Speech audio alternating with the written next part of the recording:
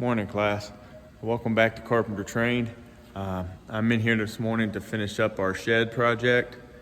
You can see I've already went ahead and got the second coat of blue on the shed. Went ahead and installed the doors. We went over how to put them together and all that earlier in one of the videos. As far as trim, you can see the way that I like to do trim. I like to run the top piece all the way across and then run my side pieces all the way down and then insert my bottom piece in between the sides as well as the center piece inside as well. I like to put my latch lined up in here.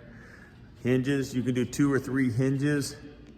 I have found that if you do a third hinge, that it kind of sometimes binds the door up. So if you can get away with 2 good, bigger hinges, kind of works out a little easier in the long run. One of the other things that I did, remember me talking about wanting to overlap. So this piece here, this door overlaps this section right here. That keeps the air and water from flying in to the shed from the rain. I also install a top latch here to hold that door shut so that the doors don't push in and out when the wind's blowing. So one latch catch holds the first door in, second door overlaps the first door. If you remember from the drawing I had up in the earlier video, the rough opening is exactly 8 foot. I framed my doors total to be 3/4 of an inch smaller. That leaves me a slight 1/4 inch gap here, slight 1/4 inch gap in here, and a slight 1/4 inch gap in here. That'll keep everything from being too tight. What I'm gonna do now and what I'm gonna show you guys is cutting the trim.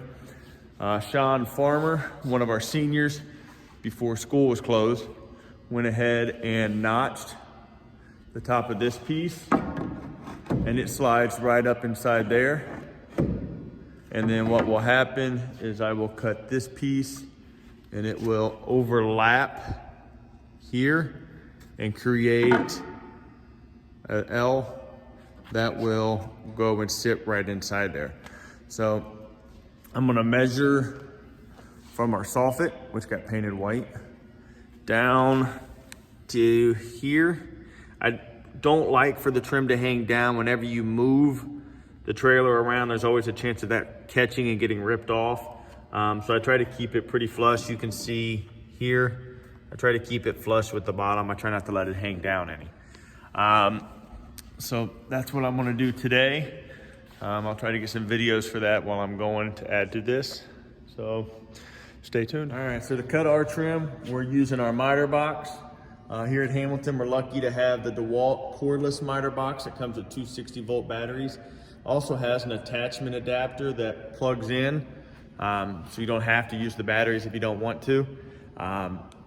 Really nice, it's got a light, kind of then leaves a line down there for you to see where you're gonna cut.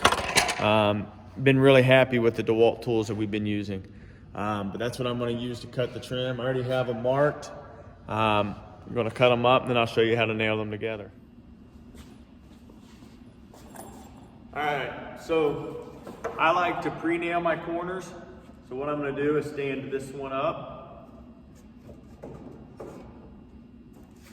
Set this one on top of it like this. And then we'll nail it down. Actually, it's going this way. So, nail gun. We'll go over all the safety for that later in a different video. I'm gonna hold it flush up here where the 2 pieces meet.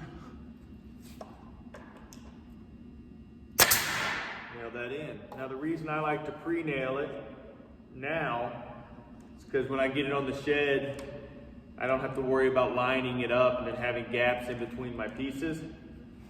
Then I don't have to worry as much about the nails shooting out the side of the front of the trim. Nail spacing is every 10 to 12 inches.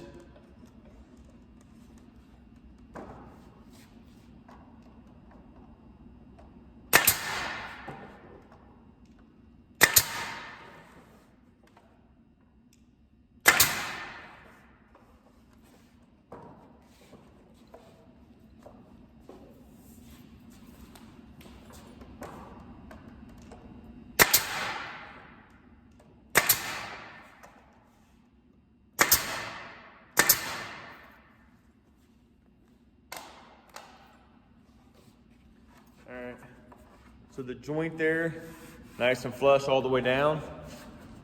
Nice and flush at the bottom.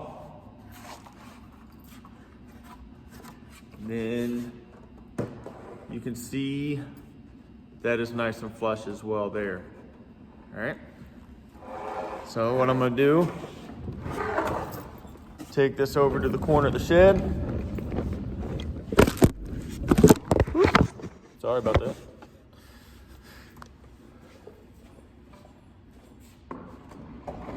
Slide right up in there like so. Push it in tight to the corner. Nail it up. All right, so there's the final look of our shed. Nice big blue colors with white trim. Again, shingles don't look too bad for being a 6-7-year-old shed. Trim on the back.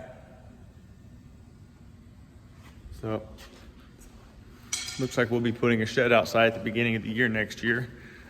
Something to look forward to for the juniors this year. There you go. How to refurbish an old shed.